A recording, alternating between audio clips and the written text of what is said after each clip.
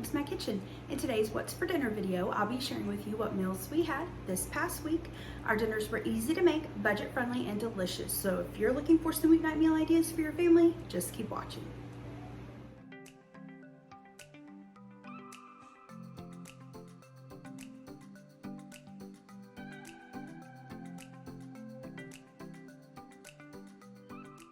For dinner this first night, I'm making smothered burritos. I have shared these before on my channel. A restaurant here in town used to make something like this. They closed down a few years ago during the pandemic, and so I have done my best to try to recreate their burrito. We're going to start out by making some Mexican rice. You can use leftover rice. You could use like cilantro lime rice. You could use frozen, whatever you prefer. I'm going to do this in my rice cooker, and I don't follow an exact recipe, but let me show you what I do. Normally with rice you do a 2-to-1 ratio, but I do a little less than a 2-to-1 ratio, meaning I do like for 1 cup of rice I'll do like 1 3/4 cup of water. That's just personal preference. So in this little measuring cup I'm adding tomato sauce and then enough water to make how much ever liquid I need. Adding that to the rice cooker. Next, I'm going to add some of this tomato and chicken bouillon powder. You could do just regular chicken bouillon powder, or instead of the water that I added to the tomato sauce, you can use chicken broth. Now I'm going to add in some seasonings. Again, I'm not measuring. I'm just adding whatever I feel like today. I'm adding garlic powder, onion powder, cumin, chili powder, and some salt. I'm going to give that a stir and then add in my rice. This is just long grain white rice that I rinsed in a mesh strainer until the water ran clear. Adding that, give that a stir, and then I'm going to cover the rice cooker, turn it on, and then once it's done, I do not remove the lid. I turn it off and then I let it sit for 10 minutes and then I go in and fluff it up with a fork, and then that's it. You've got some delicious Mexican rice. You can also add some like peas and carrots or other vegetables if you want into this. Now for the refried beans, I am using Kent Rollins' easy refried bean recipe. I saw it on Instagram. I'll link it in the description box below for you. In this cast iron skillet, I've got some butter. I'm going to add some diced onions and cook that for about 5 minutes until the onions are soft. Now I'm going to add in my canned pinto beans. These have been drained. And a quick note, I doubled his recipe. I'm going to take a potato masher and mash those up. Do it to your desired consistency. And then I'm going to allow that to cook for about 5 minutes or so. And then we're going to add in our sour cream as well as some diced green chilies. I kind of lightly drained the green chilies. I didn't drain all the liquid off of them, but I mean, you can drain them completely if you want. Now we're adding in some taco seasoning, and I'm just adding this to taste. I'm going to give this a stir, give it a taste, adjust the seasonings to your taste, and then I'm going to spread those out, cover them with some shredded Monterey Jack cheese. That's what I'm using. You can do shredded cheddar or whatever blend you want. This is going to go into a preheated oven at 400 degrees and just bake for about 5 to 10 minutes until the cheese is melted.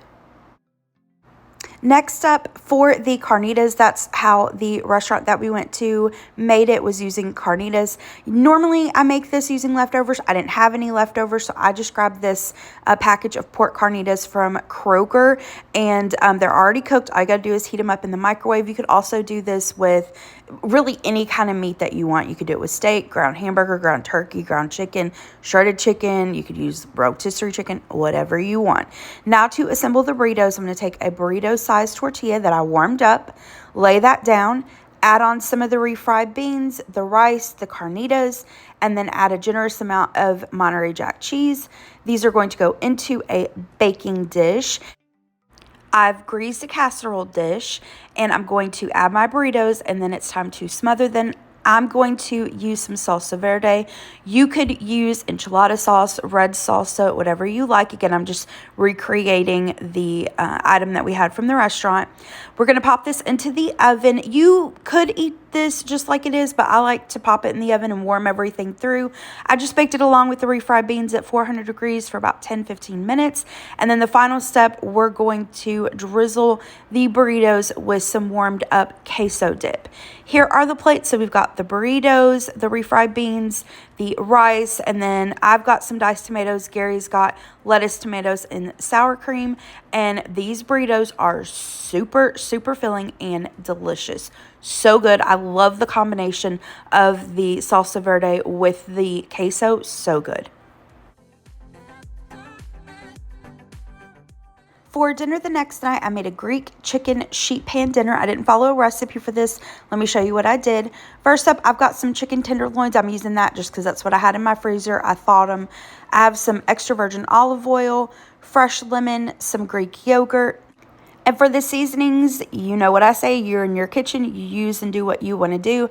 Tonight, I'm going to use some oregano, Cavender's, and smoked paprika. So all I did was chop the chicken up into cubes, added the Greek yogurt, a little bit of the lemon juice, and the spices. And I did allow this to marinate just for like 30 minutes or so. I mean, you could do this overnight, but I, just wanted to do just a super quick marinade. And then what I did was combined the chicken with some sliced red onions. I placed that onto a grease baking dish, and I'm going to bake this at 400 degrees for about 15 to 20 minutes until the chicken is cooked all the way through. And then I had several odds and ends of vegetables that I needed to use up, and I went on Pinterest to look to see what I could find to make, and I discovered a dish. I'd never heard of it before. It's called Briam. I hope I'm pronouncing that correctly. Apparently, it's a traditional roasted vegetable dish. It's kind of like a Greek ratatouille, and so I'm kind of doing a version of that. I saw several different recipes. They all called for potatoes, but I was doing a separate potato dish, so I omitted the potatoes. But here's what I'm going to use, and I will include a recipe in the description box below for you that I kind of used as inspiration for this. I've got some of the mini sweet peppers, a couple little zucchini, a purple onion. All I did was cut up my vegetables and added them to a sheet tray. I'm going to add some olive oil, salt, pepper, dried oregano, minced garlic, and then I believe all the recipes that I saw said to use some form of tomatoes. Some use like fresh Roma tomatoes, some use canned tomatoes. I have these fire roasted diced tomatoes. I thought that would be good in that, so I'm adding that. I did drain the tomatoes, so I just added all of that, gave it a good mix, and then popped this into the oven at the 400 degrees, and I baked this for about 30 minutes. If you are using the potatoes like the recipe says, you'll of course need to adjust that cooking time. Next, I'm making Greek potato wedges. I've shared this a few times before on my channel. We love these. They're so good. I've got some Yukon gold potatoes that I just cut into wedges. You could use red or russet potatoes. For the seasonings, dried oregano, smoked paprika, garlic powder, some fresh rosemary, olive oil, and then a little salt and pepper. I just combined all of that. You can totally bake these in the oven. Because I had the chicken and the vegetables in the oven, I cooked these in the air fryer. I did 400 degrees for about 20-25 minutes until they were tender and golden brown. And once these are done, you're going to toss them with some fresh lemon zest, and that makes these. They are so good with that. All right, so for our chicken gyro sheet pan dinner, here are the things that I set out to make our gyro sandwiches. I've got some feta cheese, tzatziki, a little hummus. This is some sweet chili hummus we had left over from a restaurant. I've got lettuce, cucumber, tomato, thinly sliced purple onion, some Kalamata olives. I set out this tzatziki style salad dressing. I wasn't sure if Gary'd want to use it. I don't think either of us ended up using it. And then I've got some pita bread that I'm going to warm up. To assemble, I just, again, warmed up the pita, added the chicken, and then added the vegetables, some of the tzatziki and feta. We've got the Greek potato wedges. I like dipping those in tzatziki, and then that Briam. Everything was delicious, so good. Everything had such good flavor. I didn't get a picture of Gary's plate. He ate later than I did this night, but it was the exact same thing. For dinner the next night, Gary had requested club sandwiches, so let me show you how I like to make these. I've got some toasted bread. You can use whatever kind of bread that you like. I'm going to take mayonnaise to one side, and I don't really follow a recipe. I mean, I years and years ago I followed a recipe, but I kind of just do it by heart now in whatever order I want. Like, there's no real wrong or right way to make this, but I'll link that original recipe down in the description box below for you.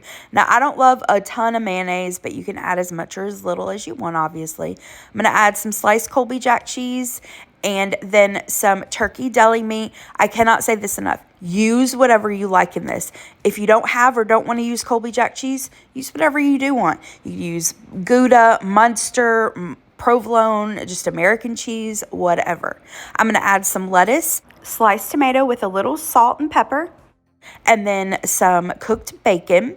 Next, I'm going to add honey ham, and just like with the cheese, use whatever deli meat you want. You could do chicken, you could do roast beef, bologna. I know Fallon from Moss Family TV, they like to make this using country ham. You do that too. Adding sliced Swiss cheese. And then I like honey mustard. You could use more mayonnaise, or you could use yellow mustard, deli mustard, whatever.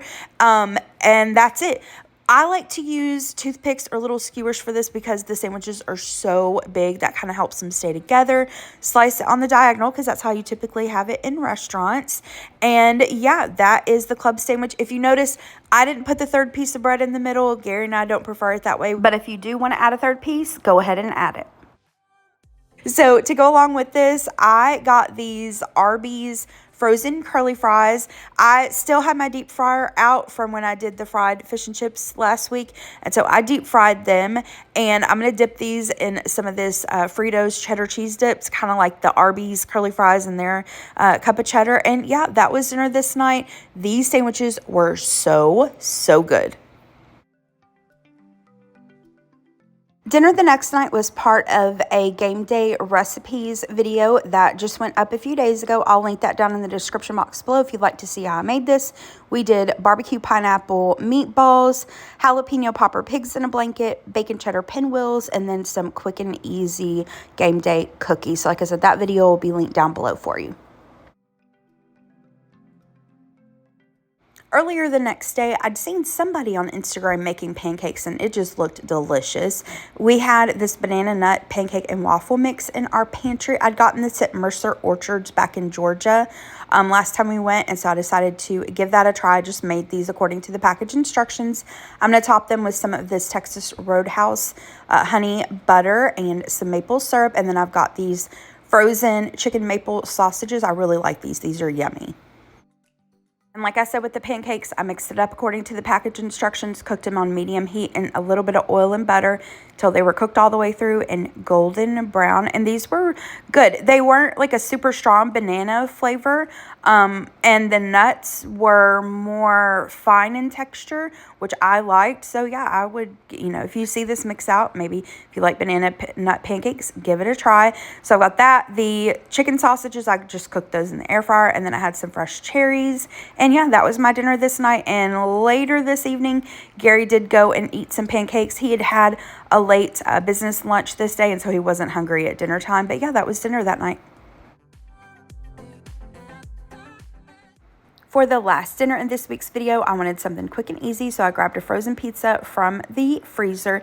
This is the Freschetta brick oven pepperoni pizza. I think I bought this at Publix a while back when they were buy one, get one free. Just baked it according to the package instructions.